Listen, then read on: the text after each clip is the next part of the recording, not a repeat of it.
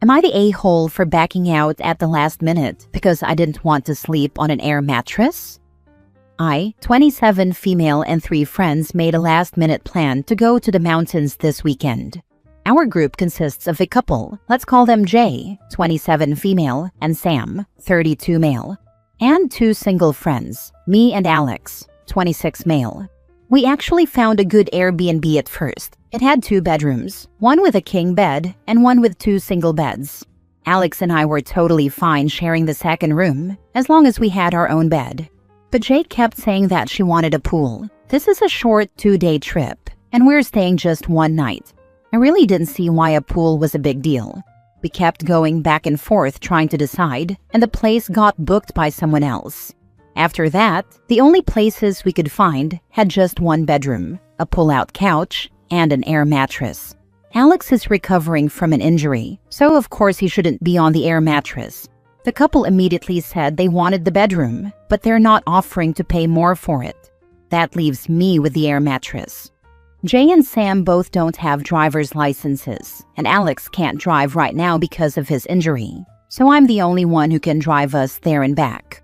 On top of that, I'm also the only one who has to work on Monday. I really don't want to be the one driving for hours, sleeping on an air mattress, and then dragging myself to work the next day all tired and sore. I genuinely hate sleeping on an air mattress. I always sleep like crap, and it just hurts my neck. So, I told them I was backing out. I told them that if they really want to do a trip like this, they need to plan it better so that everyone is comfortable. Alex and Sam seemed to understand, but Jay got annoyed. She said I was being a party pooper, that I was being selfish, and that I was ruining the weekend. She told me I should just adjust so we could all have fun. For a moment, I really did think I was overreacting because it's just 1 night, and going to the mountains would be super fun. But honestly, it doesn't feel fair that I have the worst sleeping arrangement and still get labeled as the problem. So, am I the a-hole for backing out last minute because I didn't want to sleep on an air mattress? Now for the top comments before reading the update. That's legit crappy. Everyone pays the same price, but you get the worst bed option and are the designated driver? Nah, they're just mad because they can't do any of this without you, but not appreciating the extra effort on your part. Not the a-hole. Have them sleep on the air mattress. You get the bed. Seems only fair since you are driving and have to work Monday. Even without work on Monday, I wouldn't want to sleep on an air mattress after driving up there, activities and whatnot. And after sleeping like crap, do hours of driving back. That's just a big no thank you. They weren't going to pitch in for gas either, were they? The 2 people who can't drive, trying to call the shots on a road trip, is low-key hilarious. Tell them to either quit being bums or to quit being selfish pricks. That's absolutely what stood out for me. When I was 17, I was the only one who could reliably borrow a parent's car during the summer holidays. Night shift worker. First thing my mom pointed out was, here's how to spot a leech. The obvious one was someone planning big things that could only happen on the group effort without them pitching in anything other than the idea. For me, the obvious leech was the witch that wanted a day at the beach where I drove and brought food and drinks and brought the inflatable ocean kayaks. As soon as I saw must have a pool, I started to wonder if this was my old mate from high school. F you, Matilda. Now for the update. Thanks to everyone who replied to my original post. Your responses really helped me feel like I wasn't crazy for feeling frustrated. Unfortunately, I had to go on the trip because I couldn't cancel the Airbnb. Now that the trip is finally over, I wanted to post a quick update. For a bit more context, I moved to a new city last year, and I've been friends with these people for a little over a year. So I haven't known them for very long, but we've gone out drinking, grabbed food, gone to the movies a few times. They've always seemed pretty chill, which is why I thought it wouldn't be a bad idea to do a short trip with them. Turns out I was very wrong. Now on to the actual update. I had already booked everything before the whole sleeping arrangement argument. My bad, I know. I just had to do it quickly because it was the 4th of July weekend. The Airbnb, the gondola tickets, shuttle tickets, even prepaid parking. After realizing the Airbnb couldn't be canceled, I figured I'd just go anyway. I even messaged the host to ask if she could help us with another mattress or something. She said the pull-out couch would be big enough for 2 people and just looked small in the photos.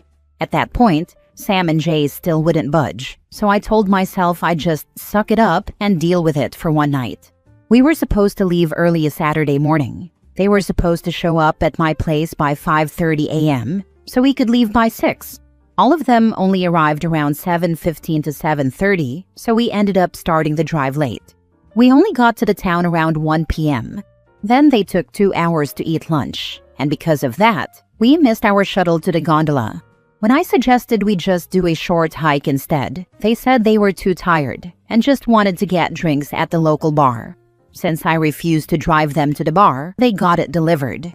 And they stayed up drinking on the couch, aka my bed for the night, and didn't let me sleep until 2 a.m. They got absolutely wasted and told me they weren't going to the lake the next morning and then passed out on the couch or floor. So I did get the bed, but at what cost, lol? I woke up at around 7 a.m. to cancel our shuttle tickets and started cleaning up the Airbnb before our 11 a.m. checkout. They didn't wake up until 10:30, and I had to beg them to get dressed so we could check out on time. I was so done at this point, so I drove them all back to Alex's place and went home. So we did absolutely nothing on the trip except take a 16-minute gondola ride up and down a mountain. No one has paid me back for anything. Not for the Airbnb, not for the gas, not even for the tickets. You were all right. I was just the driver and someone who helped make their trip cheaper. I don't think I'm going to be hanging out with these people anymore. I'll wait to get my money back, if I ever do, and then I'm done. It feels kind of sad because these were some of the first friends I made since moving to this city, but honestly, life's too short to spend time around selfish, inconsiderate people. Deep down, I already knew this trip would be a mess, but I had to learn it the hard way, I guess. Hopefully next time I'll spot people like this a little earlier. Lesson learned. Next story. Am I the a-hole for refusing to let my friend use my car after she basically hijacked it for 3 months and now blames me for almost losing her job? I honestly can't believe I'm even writing this because it sounds so ridiculous when I type it out. So a few months ago, my friend, let's call her Anna, not her real name, was in a really tough spot. She lost her car, didn't have savings, and was at risk of losing her job since she had no way to get there. Out of pure kindness, and maybe stupidity on my part, I offered to let her borrow my car for a few days while she figured things out. Well, a few days turned into 3 freaking months. She basically started treating my car like it was hers. She would take it every single day to work, keep it for hours afterward to run errands, and sometimes even leave trash inside. She never once offered to pay for gas, oil changes, or any maintenance. I tried hinting, but she would always say, "Oh, I'm broke right now," or just ignore it completely. It got to a point where I had to ask permission to use my own car. Once I had an important appointment, and she got mad at me because I inconvenienced her schedule by needing my own car. I was literally paying for gas that she used up, and she didn't even have the decency to top it off once. Finally, I snapped. I told her she couldn't borrow it anymore, that I was done being taken advantage of, and that she needed to figure out another way to get to work. I said this as nicely as possible, but firmly. She completely lost it. She started screaming at me, saying I was ruining her life and sabotaging her future. She claims she has no way to get to work now, except taking the bus, and that she's been over an hour late every day since I selfishly took back my car. She even had the nerve to tell me that it's my fault she's been getting written up at work and is now at risk of getting fired. Now she's guilt-tripping me nonstop. She's texting me at all hours, saying she can't believe I'd do this to a friend, that I'm heartless, and that I owe her more support after everything she's been through. On top of that, some mutual friends are taking her side, saying I should have at least given her more warning or helped her find a new solution first. I genuinely feel bad that she's struggling, but at the same time, I feel like she massively crossed a line and took advantage of me for months. I never agreed to be her personal free Uber. So, am I the a-hole for finally saying enough is enough and taking my car back, even if it means she might lose her job? Or should I have done more to help her transition? I honestly feel so conflicted, but also kind of furious. Would love to hear if I'm totally out of line, or if anyone else has dealt with something like this. Now for the top comments. Definitely not the a-hole. She leeched off you for months, ignored boundaries, agreed upon timeline, and now blames you for her lack of planning. If your mutual friends are so concerned, they're welcome to help her out. Plus, there's other options like Uber, leasing a car, carpooling, etc., especially if using buses doesn't work for her. You were more than generous, and she took advantage. Thank you. I also suggested work friends too, etc. Just tell the freeloader to get lost and be done with her. You've been so far beyond nice. She feels like she can treat you this way. Show her she's wrong. Maybe she needs to take an earlier bus. It's not your fault she's an entitled moron. Block her. What I'd like to know is, in the 3 months she had access to the car, why she wasn't saving for at least a down payment for a used car. I know the answer is that she was probably blowing her money while she was on her errands and was banking on this being a permanent arrangement as a term of retaining her as a friend, since she believes friends should be happy to be treated as doormats. Putting the effort to retain her as a friend is not worth what she's putting OP through. Not the a-hole. Next story. Am I the a-hole for dumping dinner in the trash and asking my family not to stay at my place again? My family's visiting for a couple of days. My brother, his wife, and their 2 kids. I tried to be a good host and cooked a nice dinner for everyone on their last evening here, even though I had a busy day at work.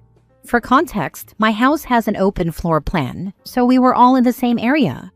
I let everyone know that dinner was ready, but no one came to the table. I thought maybe they hadn't heard me because the TV was on, so I repeated myself but still got no response.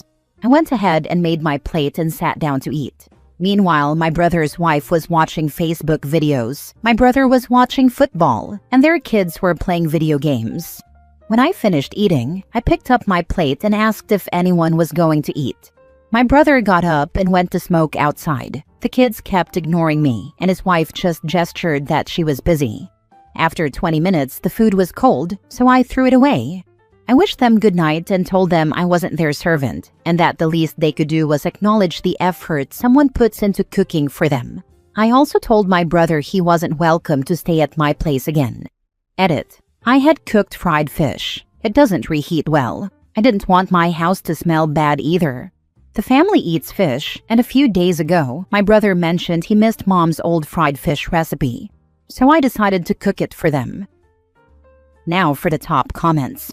Rude as heck for those people to act that way, and they're teaching their kids the same behavior. You are not the a-hole. No way. I would have probably said some more choice words if I were you, I'll tell you that. What's most upsetting is the lack of acknowledgement. Their kids wouldn't even look up from their phones, and his wife just waved her hands to signal she was too busy to pay attention. It sounds like they just pretended you weren't there. That's so deeply insulting, I would have reacted the same way. Like, aren't they there to visit and spend time with you? If they were just using your house like a hotel, they can stay in one next time. That's what made me upset. It made me feel like they were using my home as a hotel and I was an inconvenience. Not the a-hole, but I doubt this is unusual behavior from them. Stop hosting. Hotels and restaurants exist. His wife and kids are a bit entitled, so their behavior isn't abnormal. You're the a-hole if you host again. No reason to put willingly yourself in an unfair situation. Hopefully this is their last visit.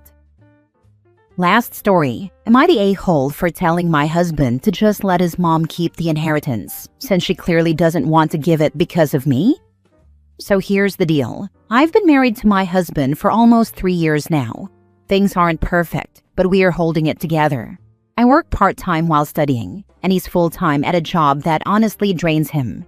We're trying to build something, not just for now, but long-term. You know, buy a little place, maybe have a kid someday, finally breathe. Now his mom, she's always been weird with me. Like, not directly rude, but the kind of person who'll smile at you while twisting the knife. At first, I thought it was just me being paranoid, but over time the little digs piled up. Like when she said she missed the old him before he got married. Or when she told him in front of me that some women just want to ride on someone else's hard work. Gee, wonder who she meant. Anyway, here's where it gets real. His father passed a while back and left a sizable inheritance. Nothing huge, but enough to help us put a down payment on a house. The money is technically in his mom's name for now, but it was meant to be shared among the kids eventually. So my husband finally worked up the nerve to ask her if he could access part of his share, just enough to help us get started. And she said no, flat out. Not because the money's not there, not because she has plans for it, but because, in her words, as long as she's still around, I don't feel good about giving it to you. She, meaning me. My husband didn't say much, just sat there, looking like he got kicked in the gut. And I didn't even know what to do. My hands were literally shaking. Like, what do you even say to something that cruel? Later that night, I told him, just let it go. If she's gonna hold money over your head because I exist, then maybe we don't want anything from her anyway. I said it because I didn't want him to keep begging. I said it because I was pissed. But mostly, I said it because I couldn't stand watching him get humiliated like that again. Now he's barely talking to me. He says I gave up too fast. That I should have fought for him, stood by him, tried harder to convince her. But convince her of what? That I'm worthy of her dead husband's money?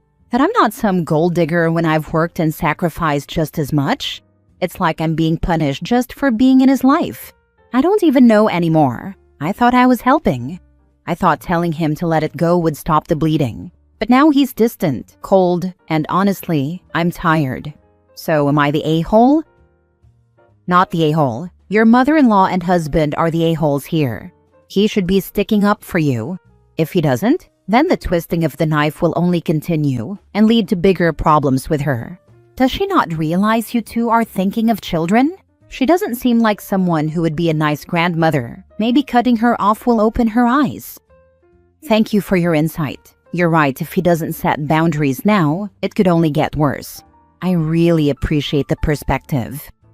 Not the a-hole. I'm with the top comment here. It was 100% not your place to say a word to his mom. It was 100% his job to say, what do you mean as long as she's around? She's my wife. She's not going anywhere. Your husband needs clarity from a lawyer on what his father's will stated. If his father just left everything to his wife, then it's now her money, and she'll do with it as she pleases, including using it to lord over your husband to fawn over her and eventually leave you.